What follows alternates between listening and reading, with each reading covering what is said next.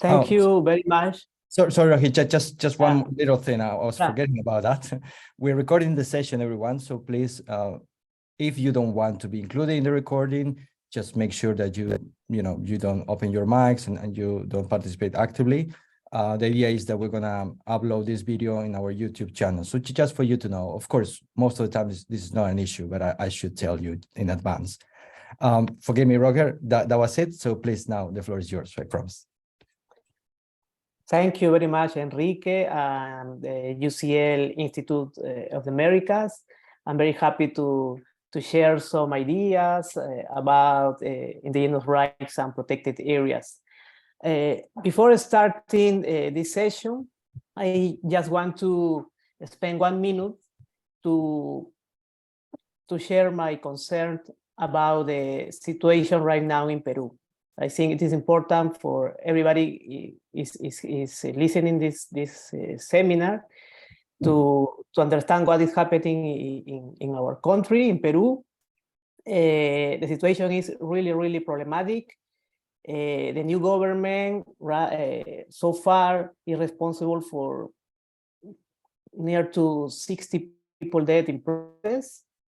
And yes, 2 days ago, the government sent the police to the oldest university in the continent, San Marcos National University, to repress students that were hosting protesters from rural areas of the country. So the situation is really problematic in terms of democracy and human rights. So that is important to consider, to understand the context of the country, which is the case of this seminar. So that's all I wanted to say before starting. My solidarity with students and with people which are being repressed by this government. So let's start the seminar. This is the title is Conflicting Sovereignties, Global Conservation, Protected Areas, and Indigenous Nations in the Peruvian Amazon. This is a study that I published recently in the journal Global Environmental Politics, but I consider it as a still work in progress because I'm planning to work from this, to use this article to expand the analysis to Latin American in general, to prepare a chapter for a future book. So this is a really work in progress, and after the speech, I would love to know the comments and opinion of all the participants. Okay, so let's start with the plan of the session, introduction, methodology, cases, and the discussion. So today we are facing an environmental global crisis. So protected areas are very important to ensure biodiversity and to address the climate emergency. Actually, in the world, 15% of the Earth land surface are protected areas. The last month, it was approved the new agreement on the Convention on Biological Diversity, with a very ambitious targets, which is to achieve 30% of the terrestrial and ocean of the world as protected area. So this is a very ambitious target, but the whole discussion about to set up this target was about the rights of indigenous people. So many NGOs, pro-human rights and indigenous NGOs, they were worried about this target to reach 30% of the world as protected area, because there is a history of green colonialism, where the expansion of protected areas affect ancestral territorial rights of indigenous people, or displaced indigenous communities, or enclosure communities, diminishing their rights and livelihoods. So there was a tension before the establishment of these ambitious targets, but at the end it was it was established in the meeting, the COP 15 of the Convention on Biological Diversity. So this is to understand the global context and importance of this issue, and how the states have regulated the relation between indigenous peoples and protected areas. So there is a whole literature about, as I mentioned, green colonialism. So at the beginning, the approach to this relationship was that indigenous people were like exploiter of the land, so they had to be excluded from the land. So it was the vision of a strict conservation. So there is an opposition between protected areas and indigenous people. Then indigenous people started to be seen as a noble savage, so they could live within protected areas, but if they are like very small groups, they're very traditional groups, if they don't make medium or large scale economic activities, so the only communities that could live within protected areas were the noble savages. But this all within the idea of a strict conservation. So conservation is more important than indigenous people. That was the issue at stake.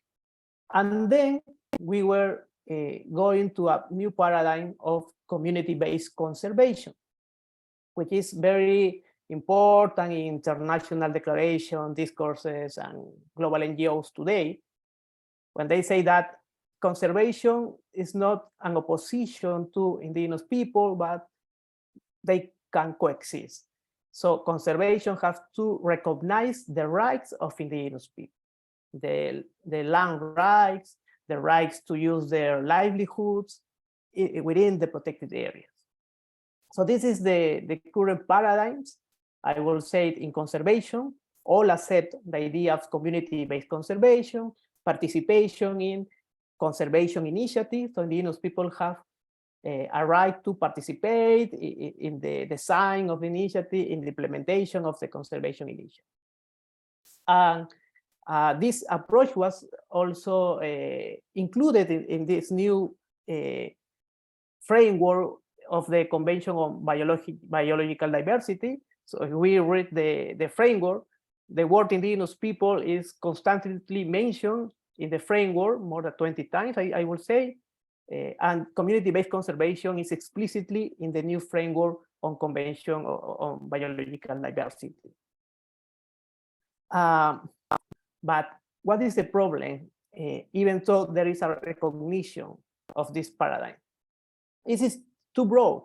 So the issue is how much participation of indigenous people in conservation have to be recognized. What kind of rights have to be recognized? Property rights, territorial rights, rights to consultation, right to provide consent. So there is a whole issues about the level of indigenous participation in conservation. So the current framework is very broad, and it's important to recognize it, but at the national level, the countries, even so national regulation mention explicitly the rights of indigenous people, the rights to participate, to be consulted, but they are like very, very statocentric. So the state have the last word about how to design and implement these projects. The indigenous people can participate, but the last decision is a state decision. So there is another paradigm. They call it the title of the paradigm. The name is nation building approach to conservation. So the premise of this paradigm is that indigenous people are the authorities of the management system, conservation and economic management system over their own territory. So they are the authorities. And these areas are areas for environmental sustainability and cultural integrity. So indigenous people are sovereign partners in environmental management. This is not just to say that indigenous people can participate, but that they are the sovereign nation of these areas. So they have the right to negotiate with the state how to implement these environmental initiatives. So this is a nation building approach to conservation, which is something that is obviously promoted by the indigenous organization, indigenous people, but also in the ground, in the practical political strategies of the organization, they engage also with the more diffused approach of community-based conservation. But this nation building approach has been implemented somehow in some specific experiences. For example, the Indigenous Protected and Conserved Areas, IPCAS, has been promoted in British Columbia, in Canada, and then there are some experiments from different countries, from Australia to Brazil, to create these areas in which indigenous people are co-management of the area with the state authority at the same level. At the 5th UECN Congress, a declaration of 2003, a declaration states that indigenous people have a crucial contribution in conservation, and especially the protected areas and their indigenous administration. And also the parties of the Convention of Biological Diversity have been promoted this idea of indigenous and community conserved areas. So this will be like the expression of the nation building approach. But there are many challenges and many problems. First of all, the lack of formal recognition, because a declaration could mention this nation building approach, but the formal recognition of nation states are very weak. Lack of institutional channels to reaching agreements between states and indigenous people. And there is also a problem of local divisions. So the indigenous people are not like a unique and coherent, compact sector of the society. There are different indigenous people, different communities and conflicts within the communities as well. So sometimes it's very difficult for the indigenous people to reach agreements, and then also for this for the indigenous people to reach agreements with the state. So there are a lot of challenges with this approach, but it has been promoted, especially by indigenous organizations, NGOs, like something alternative to the community-based conservation. So that is the general, I would say, the theory behind the study. Well, there are also other points to consider. When we see these different paradigms, strict conservation, community-based conservation, nation building approach, in the ground, we see that in practice, states engage with strict conservation in many aspects.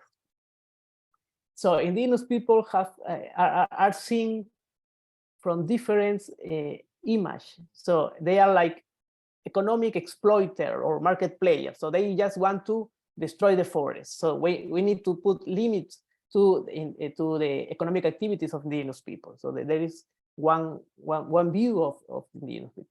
The other view is they are forest stewards. They are the protectors of the forest. So this view is promoted by NGOs, and also by their own indigenous organization, to say we protect the forest, so you should recognize our rights. So there is other vision of our indigenous people.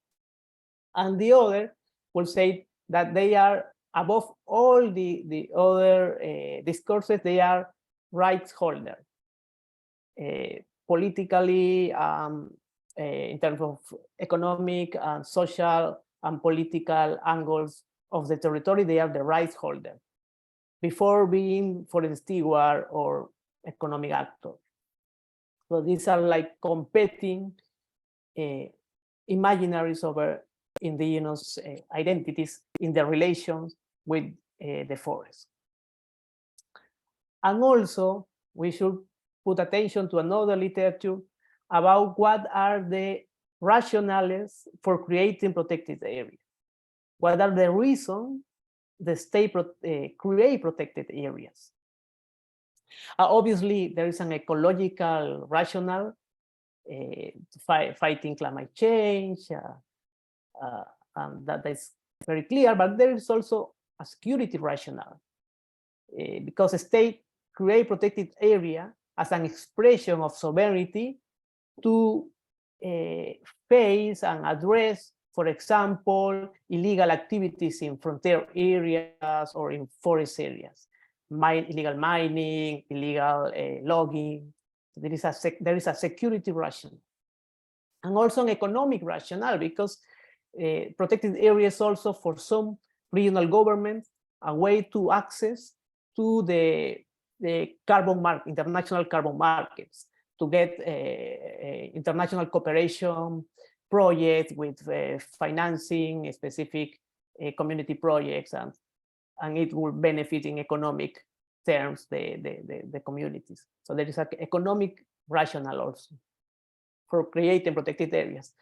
And just to say this in advance, indigenous people also share this rationale, but from their own view. So they also have an ecological, security, and economic rationale when they say we also protect the environment. So this is the literature that I engage to discuss these conflicts between indigenous people and protected areas. The methodology that I used was a qualitative methodology. I did more than 100 semi-structured interviews with indigenous organizations, environmental NGOs, state offices in charge of protected areas and environmental issues. I did fieldwork in 3 areas of the Peruvian Amazon, one in San Martin, the other in Amazonas, and the other in Loreto. And the focus on each case was of a specific protected area in which indigenous communities oppose the creation of the area or the way of management of the area. And there are a lot of conflict around these communities. These have led to judicial lawsuits, to protests and different tensions. So that was my methodology. It was 3 case studies with interviews and obviously document analysis as well.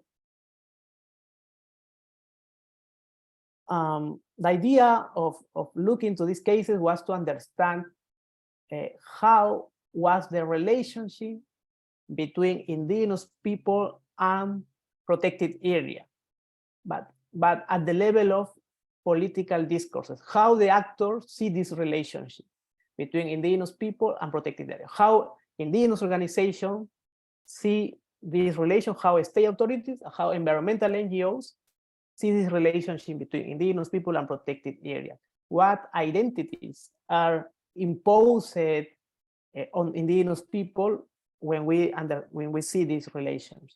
So this was the focus of the case studies.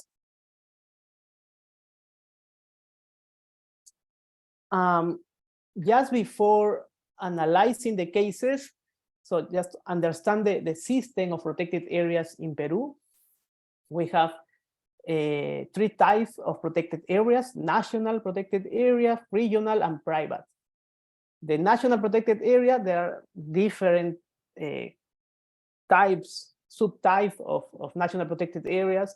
So just to mention two, one is the national parks, which is the expression of the strict conservation, because no economic activities can be made in national parks. So any activity is excluded. And we have the communal reserve, this other subtype of national protected area. And why I mention this communal reserve, because this is the only protected area in which there is some kind of co-management. So indigenous people are like co-managers of the area. So this could be a kind of expression of the nation building approach, but I will say more is related to community-based conservation, because indigenous people never are considered as owner of the land. They are contractor of the state. So they have to sign a contract to say, we are going to manage this area under the state regulation. So they are like a worker of the state. So and this has to be communal or indigenous communities. These are the communal reserves. There are more than 100 national protected area. There are more 100 regional protected area. Regional protected area are created by regional governments. So in these areas, it's possible to exploit resources, but under the regulation of the regional government and the plan of management, in which the regional government have a lot of influence. So from this total 200 protected areas, national and regional, there are only 10 protected areas which are a communal reserve. Okay, so that is to have the context of Peru. So the first case is the regional conservation area, Cordillera Escalera, in the department of San Martin in the Peruvian Amazon. So this is San Martin is a very interesting case, because it is considered one of the greenest regions of Peru, not only for the biodiversity, because the regional government have engaged constantly with international cooperation funding and projects to impulse, to promote environmental projects. Environmental NGOs are very strong in San Martin. So they were promoting the creation of this area. So to create a regional protected area, they need the authorization from the national government. So for almost a decade, they create, they promote, they send reports to the national government to authorize the creation of the regional areas, so the NGOs and the regional government. So in 2005, they finally gave the authorization, so they create the Cordillera Escalera regional conservation area. 1 year before, the state granted oil concessions on this area. There was like on the oil concession was within the area, a big part of the protected area. At the same time, there are Quechua indigenous communities living inside the protected area, and they were struggling to have their land rights recognized formally by the regional government. So they were asking the regional government to formalize their land rights before the creation of the area and after the creation of the area. So that were the different interests. So we have the big oil company, the environmentalists, and indigenous people, like demanding the recognition of the rights in this specific area.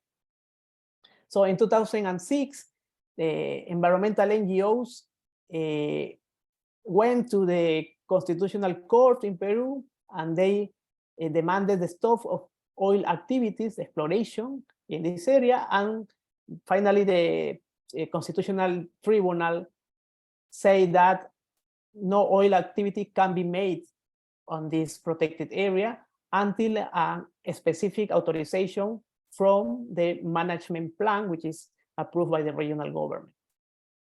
So until today, there is no oil activity. It was suspended by the activism of the NGOs and the court, which finally sided with the plaintiff. At the same time, indigenous people keep struggling for the recognition of the rights. In 2016, they achieved the titling of 1 tiny % of the indigenous territory within in an area which is just not within the protected area, but very close to protected area. And all the indigenous territory which is within the protected area was not recognized as territorial rights, but it was recognized and as a special mechanism, which is assignment to use, or cesión en uso in Spanish. So we have the legislation in Peru in which in forest areas, no one can have property rights. So there is no possibility that indigenous people, for example, can have land rights in forest areas, because the legislation said that you only can have assignments to use or cesión en uso. And that is very problematic because obviously most of the Amazon is considered a forest area. So most of the Amazon indigenous people cannot be owner of the land. So the indigenous community went to the courts again, and they said that we need that the Peruvian state change the regulation and change this idea of assignment to use to collective property or territory to indigenous people. So the state should allow for us to be owner of the land. They also went to the courts because when this regional protected area was created, there was no process of prior consultation to indigenous people. So they say they should consult indigenous people to create this area. So this is another request of the community. So just to have the context, Peru ratified the convention, ILO Convention 169 in 1994, but there was no regulation, a specific regulation on prior consultation until 2011. But the courts already have said that the Peruvian state had to consult indigenous people as soon as the state ratified the convention. So there is a judicial discussion about that, but in theory, there should be a consultation on the creation of this area. Just to explain the tensions, 2 quotes from the communities. For example, one of the leaders said, biodiversity exists here because we have historically protected the forest. We are the best conservationists. The protected area lacks the budget and personnel to protect the area. The only way to stop settlers is by recognizing our land rights. So we have here 2 ideas of indigenous people, 2 rationales. On the one hand, they say we are forest steward, but also we are like the security agents that could protect the area from external threats. So there are 2 narratives here in this quote, and this is something that is very constant in the conversation with the people. Another quote, very interesting, is this one. We must request permission from the regional government to hunt and gather. We are intruders in our own land. So this is also very interesting, how they see themselves in this area. They are like they are intruders in their own land. On the other hand, regional NGOs, environmental NGOs, say that indigenous people actually, they want to work with the oil company to exploit the territory, to exploit the forest. So they blame the indigenous people to be allies of the oil company. And this is also the position of the regional government. So they say they just want to deforest, they just want to exploit irrationally this area. So there is a conflict. The other one is the national park Yaguas. It was created in 2018 in the department of Loreto. It's a huge area, very rich in biodiversity. It also is very important as scientific studies say that it is a carbon capture zone. So this is very important for fighting climate change. For creating this area, the state promote a consultation process under the consultation law. There is a very problematic issue here because there were 23 communities that agree with the creation of the area, and six communities criticize the consultation process. The communities that were critical of the consultation said that the state invite other communities from other areas just to have more voices and to get the proposal of the park approved. So there is one like a fraudulent consultation, fraud consultation, the six communities.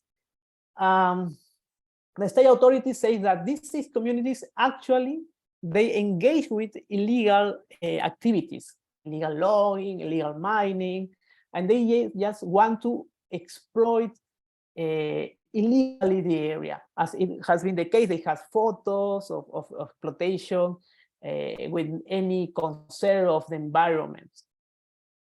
But the community says that this is just a business of conservation business. They want to exclude the people from the ancestral lands. They were claiming for a model of communal reserve, like as I mentioned before, like a kind of co-management in which they have some recognition in the management of the area. They want the communal reserve. So this is a very problematic situation. There are a lot of tension here. I would like just to mention some quotes.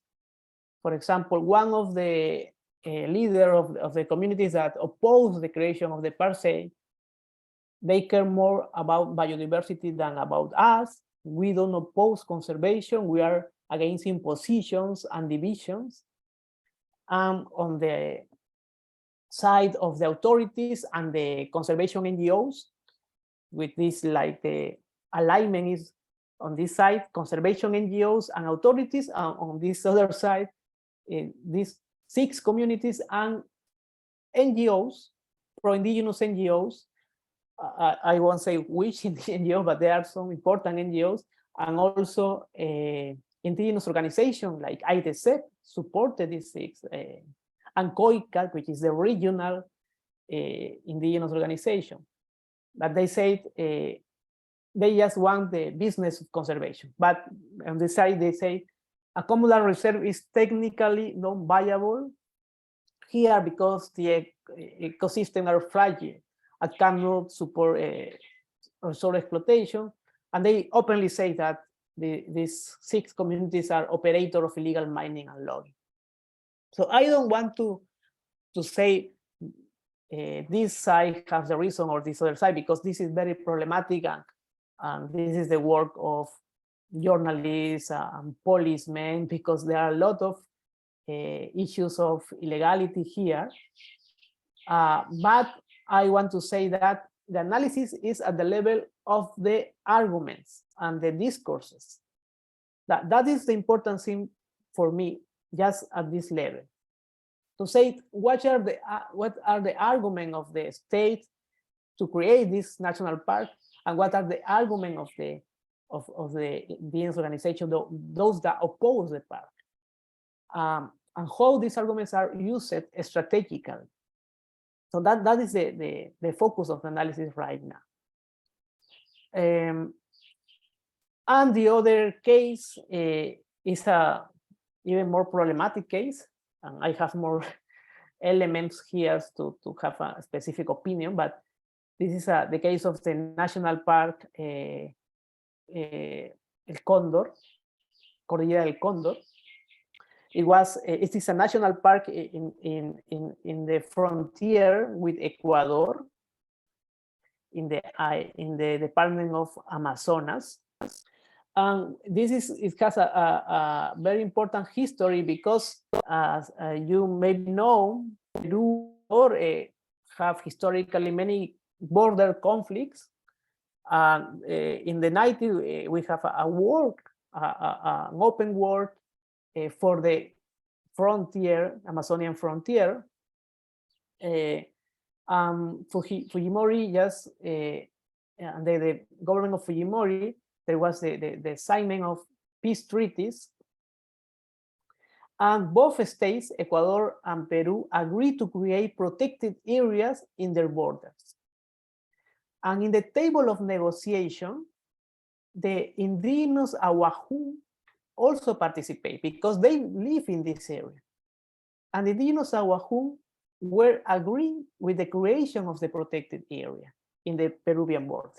Because they said, with this protected area, we will have the possibility to exclude illegal miners that were working in the area. So there was a very interesting agreement between two states and the indigenous communities to create this area within a specific extension. So the extension was like 150 hectares of the area. But the problem was that when Alan Garcia was elected president,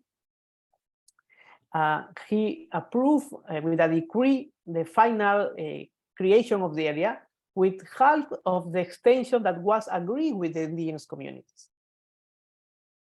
So, and what happened then? The other half of the extension was used to approve mining requests in the area. So indigenous people were really offended with this decision. So the huge extension of the area was reduced to half, and the other half was used for mining exploitation. And for many, this was one of the reasons of the Baguazo as well. The Baguazo was the huge social conflict in 2009, with the indigenous Awajún and One Piece protests Alan Garcia's government for months, and it tragically, the conflict ends with the death of 35 people. So this was one of the reasons of the Baguazo. The problem is that mining was legalized there. Mining activities were development, legally and illegal mining activities as well. And the communities, Awajún communities, went to the courts with two requests. One was to nullify the mining concessions on the area because there was no consultation on the mining concession. And the other was to nullify the creation of the area and to establish the original extension of the area. And the two lawsuits were valorized by the judges, and the judges gave the reason to the indigenous organization. So they say a new consultation has to be done on the extension of the area, and they say there is a need to have a consultation on the mining concession. So they won in the courts of justice. But in reality, mining activities is still there. So they are mining, illegal mining, which is developing aggressively in the area. So they constantly send letters to the state, to the Minister of the Interior, which is the authority of the police, to send police and to expel illegal miners. But also there are some communities which work with illegal activities, with illegal mining. So there are also conflicts inter-communities, pro-mining and against mining. And those which are against mining, they say that this area is very fragile for because the river source is just located in this area. We call this the cabeceras de ríos. No? So they are like very concerned about the river sources. But the other communities which are poor and excluded, they say they have no option but to work with the miners because they need food, they need money. So that is the tragic of this, the tragedy of this community. So just two quotes, one from the CEO of the mining company, the formal one, which is accused of working with illegal miners as well. They said, he said, most communities engage with illegal activities, so they have no authority to talk about territorial rights or conservation. So they have the image of indigenous people are natural exploiter. So they have no rights to talk about territorial rights or conservation because they exploit the area. And this is the leader of the community which oppose mining activities, legal or illegal mining activities. He say, we want freedom, tranquility, peace. So we beg the state to intervene and help us eradicate illegal mining. Our culture is in imminent danger of extinction. So this is a very tragic situation because there are a lot of conflicts inter-communities and with illegal miners. Sometimes the communities board the miners' facilities or take hostage or miner hostage, and then they repeal the community. So that is very difficult situation. So discussion and conclusion. Okay, so if we analyze the cases, we see the different identities used by the communities, the authorities, and the environmental NGO. So the communities say, we are forest stewards. So we are the protectors of the forest. So we should have rights recognized here, because also we are security agents. So we expel these illegal miners, illegal loggers. So for practical reasons as well, we should have the authority over the area. And obviously they say we have ancestral rights over this area. State authorities say, in some cases, they are forest exploiters with no ecological concerns. This is the argument, for example, in the case of the Cordillera Escalera in San Martin or Yaguas National Park. Communities are the security threats because they are those who are allies of illegal miners and illegal loggers. And also, I found economic grounds on regional authorities. They say this is an opportunity to have the global financing for conservation and to have international projects and have more work and more jobs. So this is an economic ground from the point of view of the authority. And environmental NGO. So this is interesting because they say that indigenous people are forest stewards insofar they don't risk conservation initiatives. So for example, in the case of the San Martin Cordillera Escalera, they say the conservation project that I interview in the area, they say the community just want to exploit the area with the oil company. So they accuse the communities of having economic extractive interests. But in the Cordillera del Condor case, there is an alliance between environmental NGOs and indigenous organizations because both of them, they want the national park. So this is something that depends how indigenous organizations or communities risk conservation initiatives.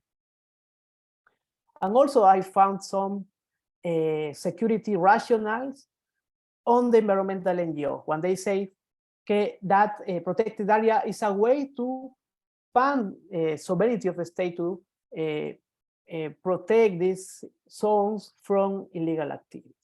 So just to conclude, both states and indigenous actors employed ecological, security, and economic rationale for the creation and transformation of protected areas. So both of them have their own, I will say, sovereign views over the Peruvian Amazon. And this explains the tensions, because they say we are the ancestral owner of the land. So why we should be just the contractor of the state to manage this area, or just to participate when we are the authority, the real authority? So there is a sovereign tension on this specific area. And indigenous sovereignty means different things in relation to conservation. For example, in the case of Cordillera Escalera, they want the recognition, the legal recognition of territorial rights. In the case of Yaguas Park, they want the creation of the communal reserve, which is the type of protected area most related to this idea of nation building approach, like more participation of indigenous communities. And in the case of the Cordillera del Cóndor, they want the creation of a national park, which is a strict protected area, but with an station just to avoid illegal mining. So the indigenous sovereignty means different things. It could mean more conservation, more participation. So it depends on each specific situation. And I will say that state authorities and NGOs aggravate this tension when persisting in imposing environmental identities on indigenous people. When they say they are just forest protector, or they are just economic or security threats. So they impose identities and don't understand the different dynamics in these areas, and the need to recognize their authority as ancestral owner of the land as the first issue. So that's why the nation building approach could set the condition for a proper intercultural dialogue, real more sustainable initiative in this area. Despite all the challenges that I mentioned, I think that if we recognize seriously the rights of indigenous people in this area, we can start a conversation. Otherwise, we will continue to these tensions and conflicts and lawsuits and judicial decisions that contradict state initiative and all this really problematic situation in which we live today. So that's all for me. Thank you very much for listening the seminar, and I open to questions and comments to keep working in this project. Thank you very much. All right. Thank you, Roger, for that very detailed discourse analysis of the different positions regarding this tension, this difficult relationship between environmental protection, the state, and the rights of indigenous people. I think it was a very detailed, and I'm sure there are going to be reactions and comments. But before we do that, can I just also say that in the Institute, we are planning a roundtable to analyze the political crisis in Peru that you started with. And I think, of course, it's very important to sort of analyze what is going on, including the violations of human rights and the emergence of popular mobilization. So we're going to be doing that very shortly. The date is still yet to be confirmed, but if you're interested, please just visit the website regularly. We will have news about that. And about the presentation, Roger, as I said, very rich. I now invite everyone to sort of, if you would like to make a comment or a question, simply raise your hand, electronically. So, and yeah, you'll have your chance to interact. While people think about comments or questions for the paper, perhaps I could kick this off. And I have just a couple of things. The first one, I mean, you rightly pointed out that indigenous territories are largely seen as an interesting alternative to sort of stop deforestation and to promote conservation and so on, and for good reasons. But in my own work, which is a bit more ethnographic work, I also try to sort of analyze what happens when you actually have an indigenous territory arranged and there is a strong indigenous organization running the show, if you want. And my findings sort of flag or highlighted the importance of looking at class differentiation within indigenous communities, within indigenous groups. So I wanted to ask you, what do you think about this? It seems to me that it's a bit problematic to think or to speak about or think about indigenous people as a whole, as if this was a homogeneous group. In my own research in Bolivia, at least, increasingly, there is a very stark class differentiation where you have a tiny indigenous elite, if you want, that is a bit more sort of in control of the land and so on. And the vast majority of indigenous people tend to be, you know, just wage laborers and not included in the decision-making process and so on. And I'm posing this question is just because I think it's one thing that we're not discussing enough. And I am personally a supporter of indigenous territories, but I do think that dealing with these tensions and things that happen on the ground are very important. So I just wonder if you have any views about class differentiation within the indigenous communities. And the second one, it's about if there are land disputes with other groups as well that we can characterize as marginalized people. You know, I'm just wondering if there are peasants or small farmers coming from the highlands to the lowlands, to the Amazon region in Peru, and if there are conflicts as well between indigenous community and these incoming migrants, conflicts that tend to be much more difficult to analyze because this is not, you know, huge capital arriving, but rather small farmers going to some places. So I just wanted to know if the situation is similar in Peru.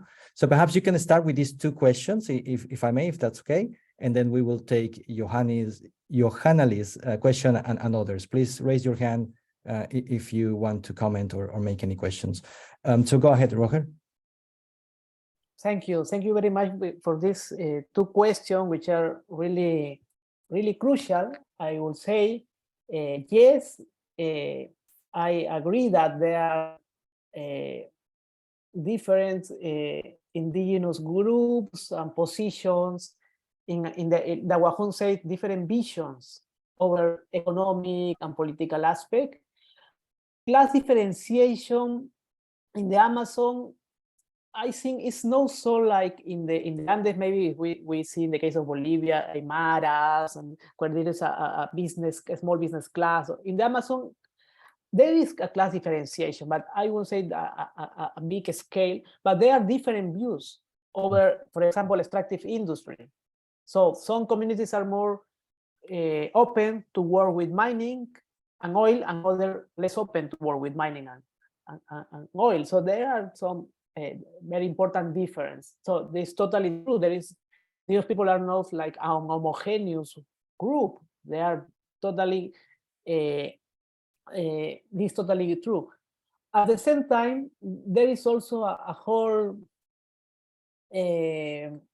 work for creating an indigenous institutionality, to create institutional channels within indigenous groups to have a unified voice in some aspect. And this unified voice can be very relevant when we talk about national policies. For example, consultation laws, on the climate change laws. So at that moment, they like unify. So for example, one thing that unified is the regulation on territorial rights. So they may have territorial rights for exploitation or for protection, but they want territorial rights and not this assignment to use, which is this second level land rights. So that's important. And the other question about other groups, that is also a reality in the Amazon because of the settler from the Andes, which make these agricultural activities. Also, well, the illegal activities and different kind of claims over the territory. So this is problematic in some areas.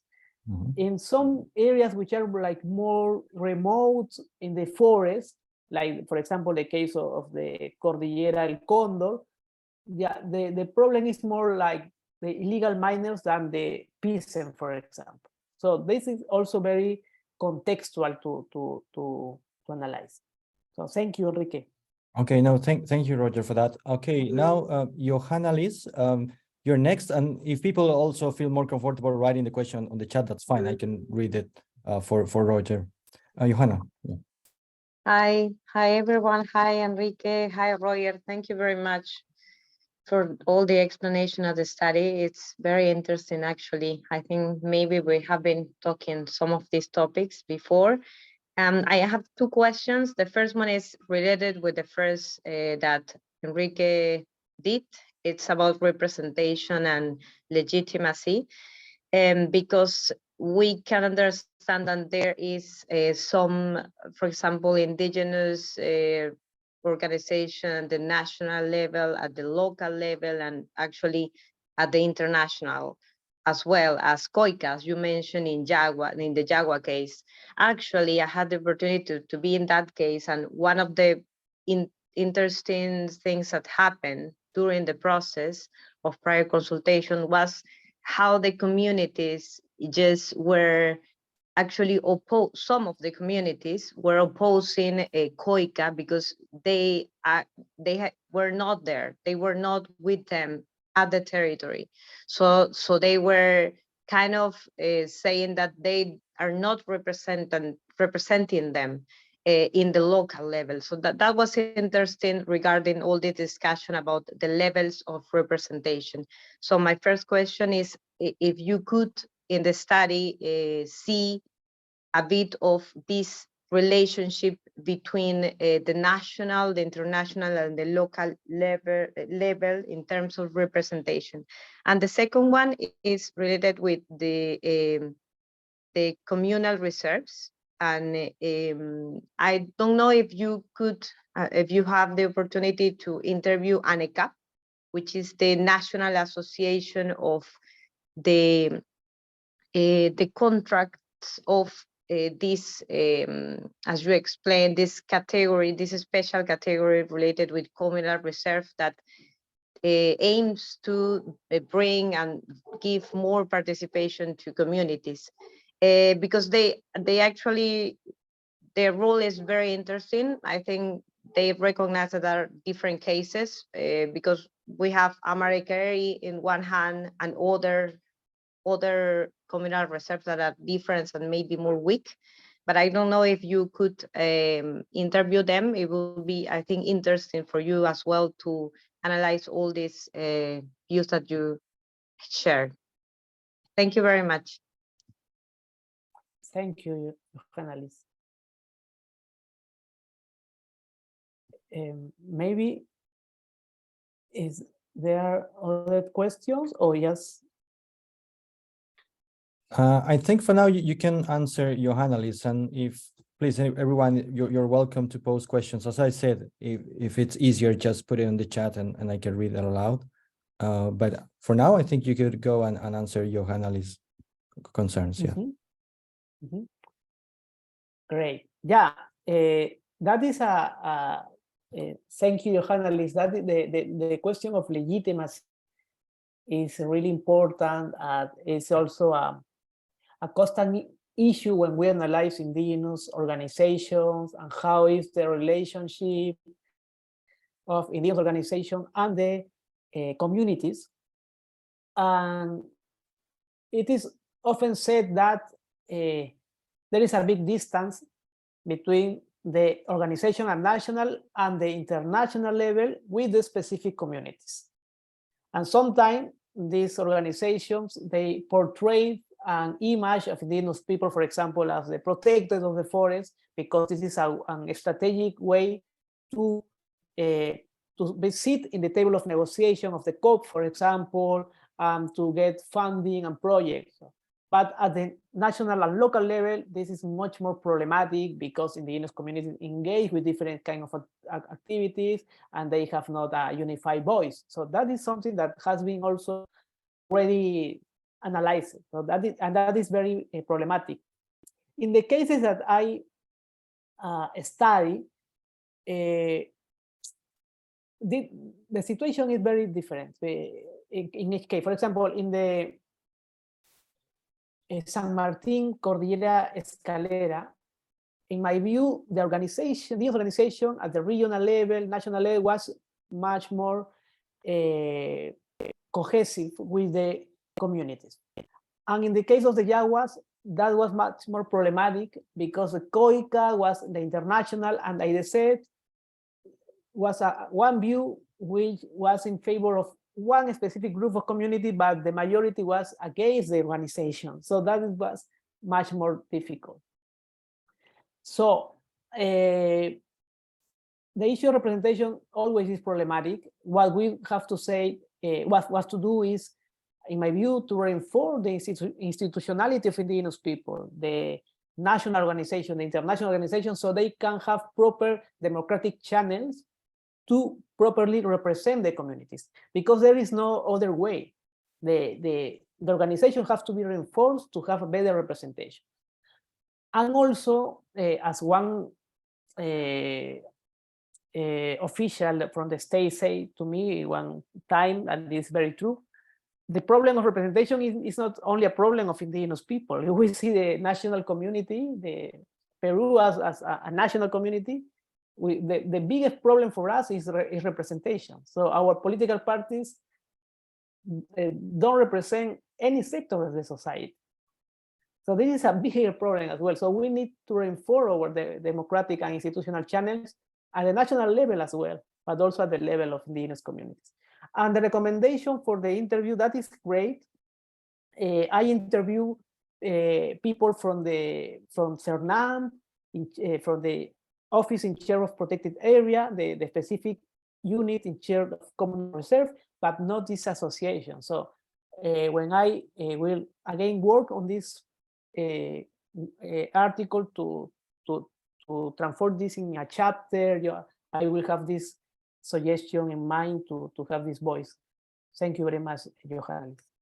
Okay, great. We do have a question on the chat. It's from Romina. So she's, of course, happy for the presentation. And she asks, what legal instruments or support programs exist to avoid the mentioned conflicts? If there are some initiatives in place that are thought to deal with these conflicts that you mentioned. Well, there is a titling projects, but the problem with the titling projects, for example, when we analyze the case of San Martin, there are like the World Bank titling projects, because there is an assumption that titling indigenous land will help fighting climate change. So this is an issue that went global in the last year. So there was like the World Bank titling project and the UN titling project in Peru. But this project formalize indigenous land, but as I mentioned, as our legislation is very weak regarding land rights, they titling as assignment of use. So that was not a total satisfaction of the community. Other mechanisms are the payment for ecosystem services. So this is a project by the Ministry of Environment that they compensate some communities for protecting the environment. So there is some like economic incentive that is implemented in the country, but that is problematic as well, because sometimes the communities have to make a choice. So they have mining activities or ecosystem payments, and which is more, which benefit more than in terms of economic incentive. So they have to make a choice, or which one ways which affect more their livelihoods. So there are some problematic issues. I think that the state needs a more integral view on these problems. So there are initiatives that are more localized, more specific, but we need an integral and systematic view on how to address not only the conflict in itself, but the drivers of the conflict, which are social exclusion, lack of public health, lack of public school, lack of rights recognized. So the driver have to be addressed, and then we can talk about this more specific incentive mechanism. Mm-hmm. All right. Okay. Thank you for that, Roger. I wonder if anybody else would like to have the final say or comment or question. Yeah, there is a question. Oh yeah, is there a new one? Oh, there's a yes. So let's do this too. I'm gonna read the question in the chat, then we'll take Tanya's, and then you go, Roger. Is that fine? Okay. So Yeah, someone asks, how do you think situations where indigenous conceptions of conservation, which may be rooted in spiritual beliefs and holistic well-being, clash with conventional conceptions of conservation as biodiversity protection, could be resolved? I mean, well, the big question, I suppose, how we can reconcile this. So what's your views on that very important question? And Tanya, can we take your question as well before Roger answers? Yes, of course. Can you hear me? Yes. Great. It is very nice to see and hear you again, Roger. And thank you for the presentation. So my question is very specific. I was curious about how the discourses of the environmental authorities that you also have studied have changed over the years.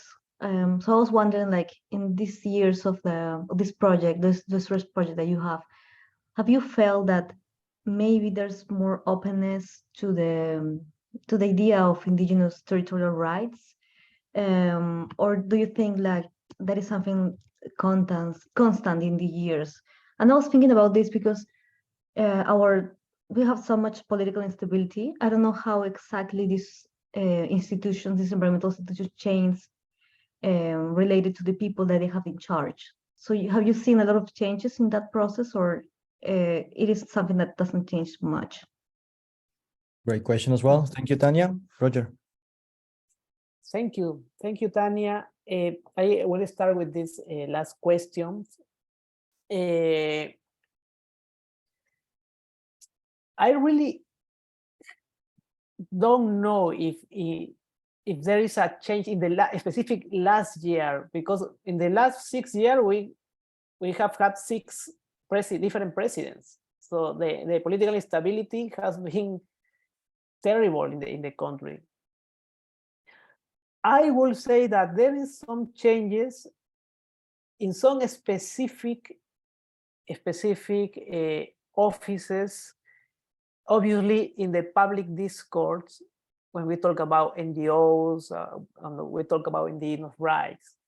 For example, the issue of self-determination, indigenous self-determination, 7-8 years ago was something like totally exotic in the country. Or plurinationalism, something like totally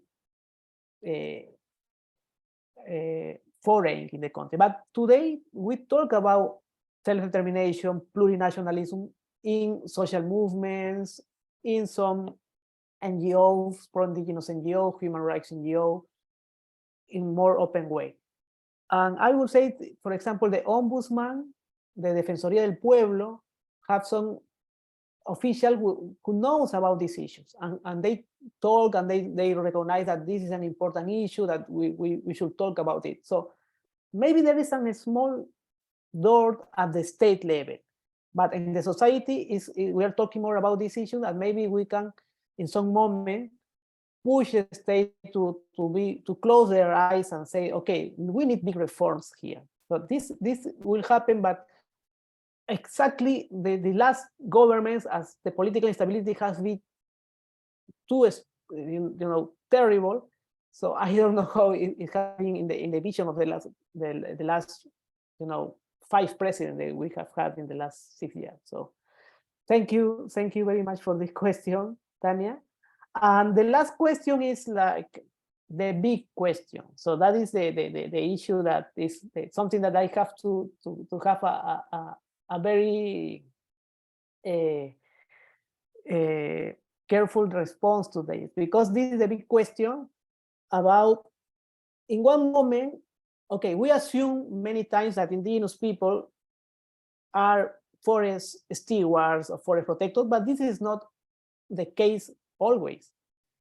And one environmental NGO environmental official or pro-indigenous official NGO say to me, but that is the right. So they have to think the kind of conservation of us. So they have their first right to be the owner of the land. So that is a big question.